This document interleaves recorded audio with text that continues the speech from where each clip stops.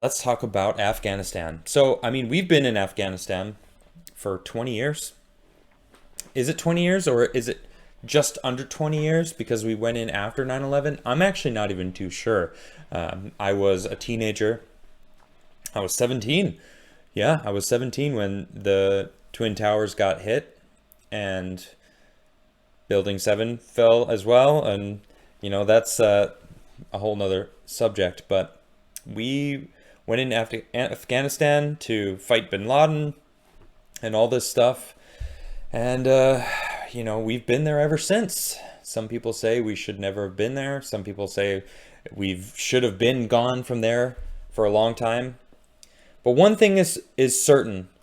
It's Biden's fault that this is going on the way it's happening now. This is from CNN. That's right. CNN posted this. Biden deserves blame for the debacle in Afghanistan. And it kind of sums up everything that happens. A group of religious warriors riding on captured American military vehicles vanquish a U.S.-trained military, which relinquishes much of its power without a fight. Sounds familiar? That's what happened in Iraq after the U.S. withdrawal of troops from the country at the end of 2011. Within 3 years, an army of ISIS fighters was only a few miles from the gates of Baghdad and have taken many of significant cities in Iraq. It was then Vice President Joe Biden who had negotiated the Obama administration's drawdown from Iraq. In 2014, after ISIS began ethnic cleansing in Iraq and murdering American journalists and aid workers, then President Obama reversed that decision and sent additional military support, upping the troop presence to 2,900.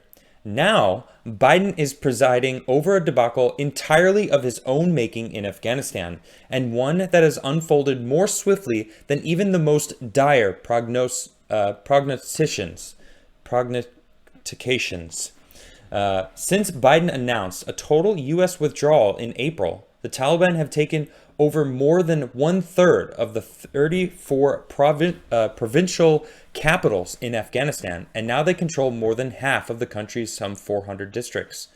The Taliban have also seized control of much of northern Afghanistan, far from their traditional strongholds in the south and east of the country, demonstrating a well-thought-out military strategy. In fact, the Taliban now control the key cities of Herat and Ghazni, the latter of which is less than 100 miles from Kabul and is located on the most important road in the country, the Kabul to Kandahar Highway. The U.S. State Department is urging all U.S. citizens to leave the country immediately, and the Pentagon announced it will send an additional 3,000 troops to assist in U.S. diplomats and departures and evacuations. Of course, I have found out that they have upped it. According to Joseph Biden today, they have upped that number to 6,000 troops. So they're actually upping the number to 6,000 troops. And Biden actually said, I believe it was a week ago, maybe it was last May. I'm not sure exactly when this statement was. But he said that there was 300,000 Afghani troops that they had trained and outfitted that basically sold them weapons. And I'm going to show you a video of these soldiers that Biden said were fit to take on the Taliban. This is embarrassing.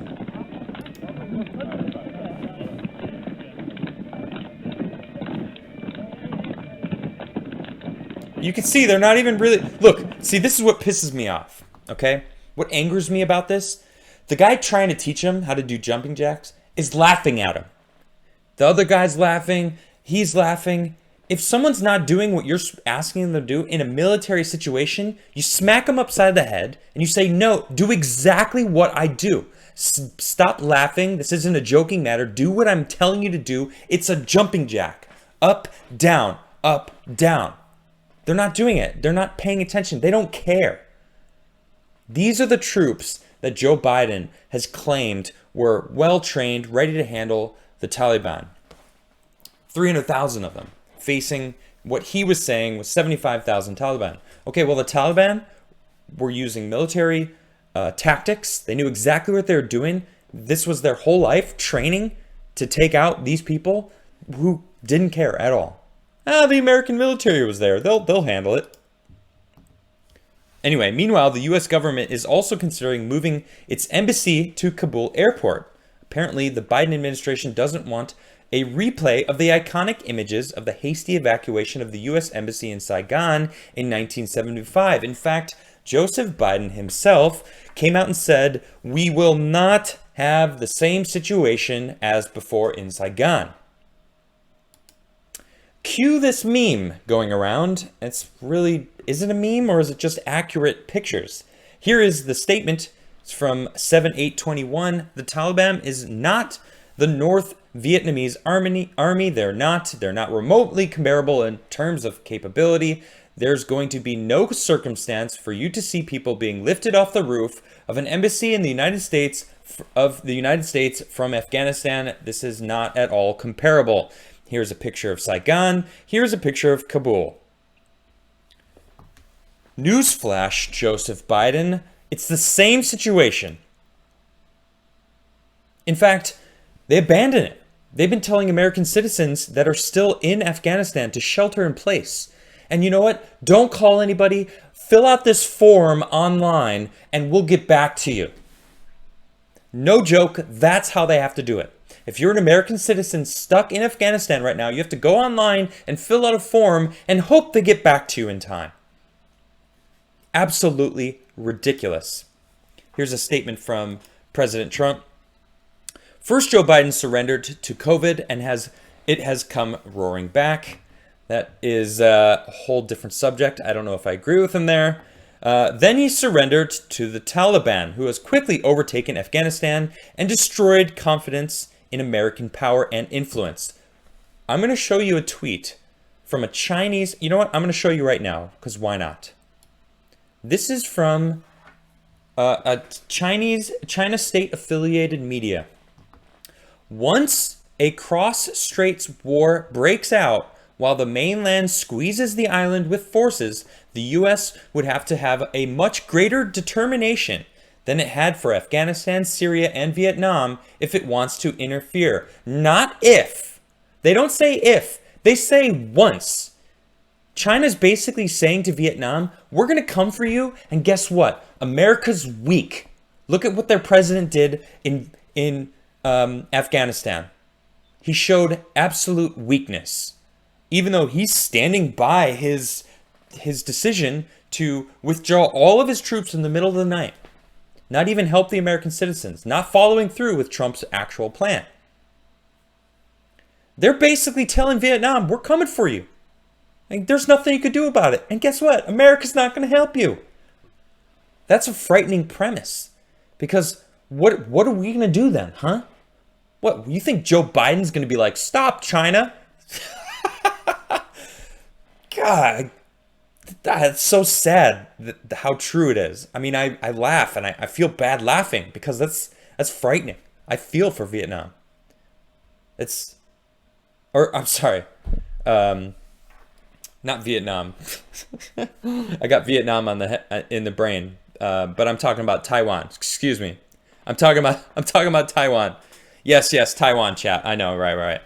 Yeah.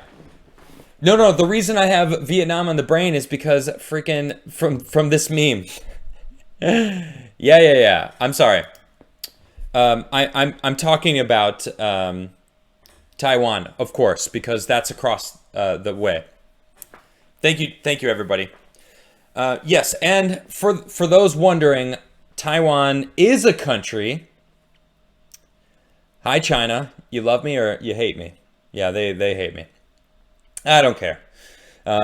It's embarrassing for the president to make this kind of... I mean, he pleaded with the Taliban. Please don't go at the U.S. Embassy. You just want to get our stuff out. What did you think they were going to do? What did you think they were going to do? Huh? No, they're going to threaten us now. They don't care.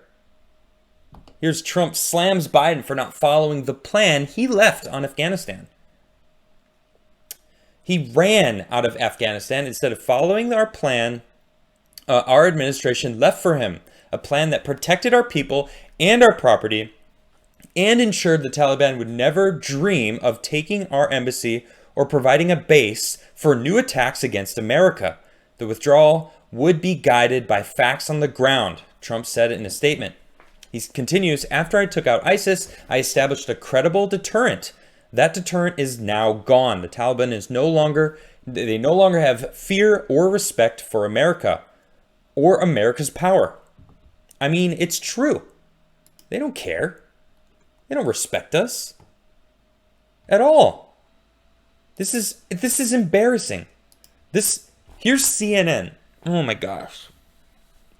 Here's CNN. I'm not going to play the clip because they'll probably force me to take it down or whatever. But this woman right here, she's outside of the U.S. Embassy in Kabul. They're chanting death to America, and she goes, but they seem friendly at the same time. It's so bizarre. Oh, it's so bizarre. It's so bizarre. A mostly fiery protest. A peaceful but fiery protest. Yeah, it's the same energy from CNN. What is going on with these people? They're shouting death to America. You are lucky.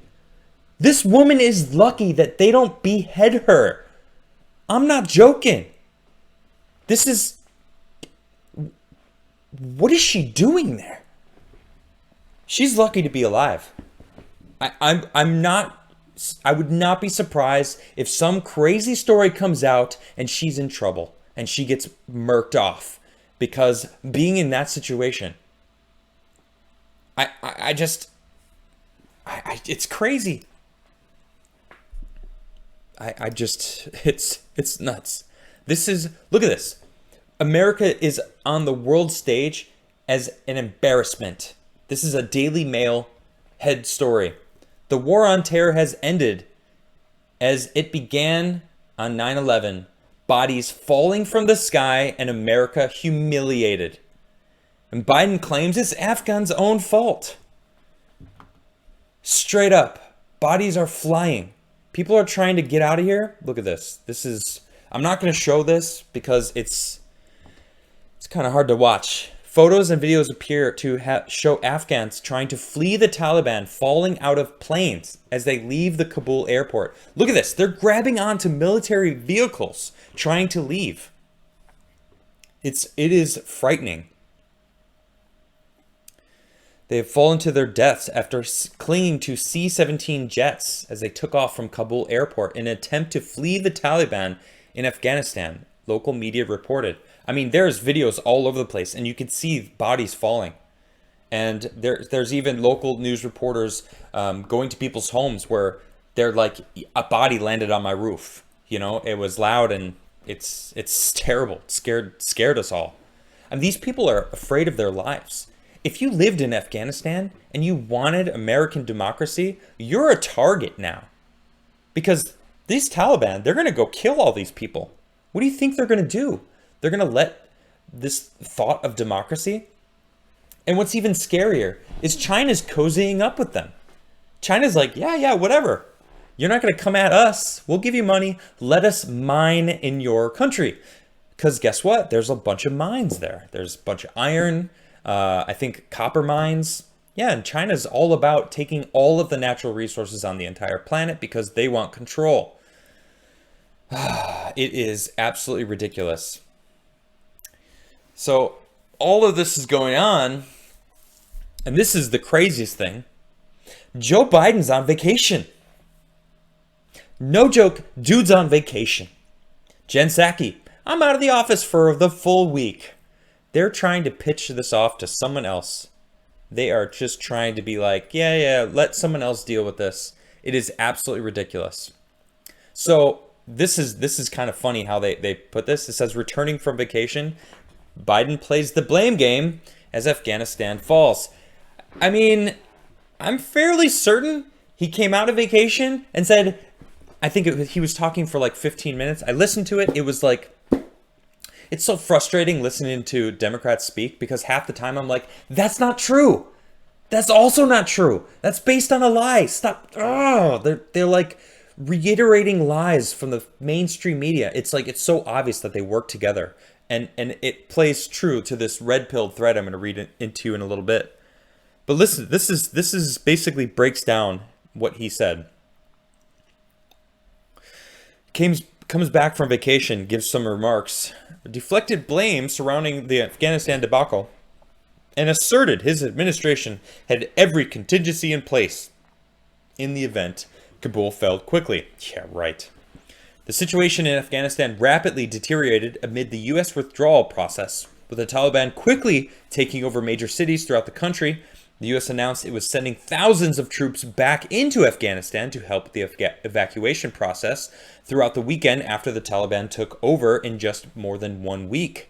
The president, echoing talking points issued by the White House to Democratic lawmakers prior to Biden's remarks, appeared to place the blame on former President Donald Trump's negotiations with the Taliban, which he didn't follow through on. They were supposed to meet multiple times. As they slowly withdrew troops, they had contingencies that they weren't allowed to attack us. They weren't allowed to take over the embassy. They had to.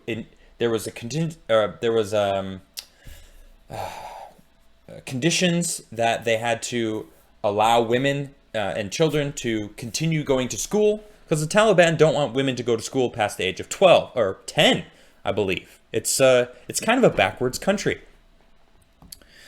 Let's see here. The president, I already read that. Yeah, he returned to the White House on short notice, cutting his August vacation short, to address the nation amid backlash over his handling of the situation. When I came into office, I inherited a deal that President Trump negotiated with the Taliban. Under his agreement, the U.S. forces would be out of Afghanistan by May 1st, 2021, a few months after I took office. The U.S. forces had drawn down to roughly 15,500 American forces to 2,500 troops in the country. The Taliban was at its strongest militarily since 2001. The choice I had to make as your president was either follow through on an agreement or be prepared to go back to fighting the Taliban in the middle of the spring fighting season. You know, what do you think? Don't you think we're going to have to go back to fight these guys again now?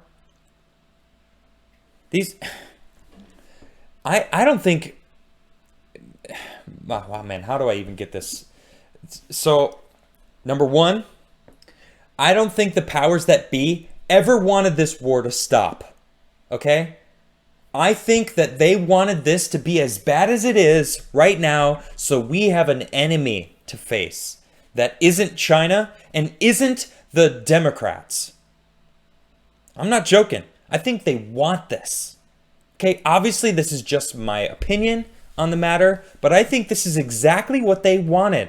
Oh man, they're taking over. Whoa, we have to fight them now that they're completely armed. Hey, Joe Biden, remember those 300,000 troops you were telling us that were so well armed that he even said in his statement that they paid their salaries. So wait, we paid their salaries? Yes, we, the American taxpayer, paid the salaries of these 300,000 troops that didn't even care about their job. They didn't even learn how to do jumping jacks. According to this video, someone's like, "Oh, that's a few years old." And it's like, who cares how old that video is? That shows how much these Afghan troops, not the Taliban, the Afghan troops, right, cared about their jobs.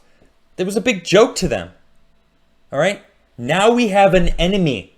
America's like, perfect. We have an enemy to fight. Look, everybody, we have to join together to fight this common enemy, the Taliban. They attacked us once. They'll attack us again. Yeah, well, they're using the weapons that we brought over there that they now have. If we had slowly withdrawn, Joseph Biden, if we slowly withdrew according to Trump's plan, we would have taken our stuff with us. Instead, we left in the middle of the night, leaving them. They've got helicopters now. They've got jets now. They've got all sorts of weapons. There's so many different pictures of them showing all these stockpiles of guns, carrying what seems to be top quality M16 rifles, right? Good quality guns. Where are they getting these guns? Huh? Those look American made to me. Well, they've even, someone in chat just said they have drones now. Yes, exactly. What else did we leave there that we aren't being told, that we aren't being shown on the internet? What else do they have? They've got their enemy. I think that's what they wanted. And China's like, haha, America looks so weak. This is wonderful. Straight up. You know that that's what China's thinking.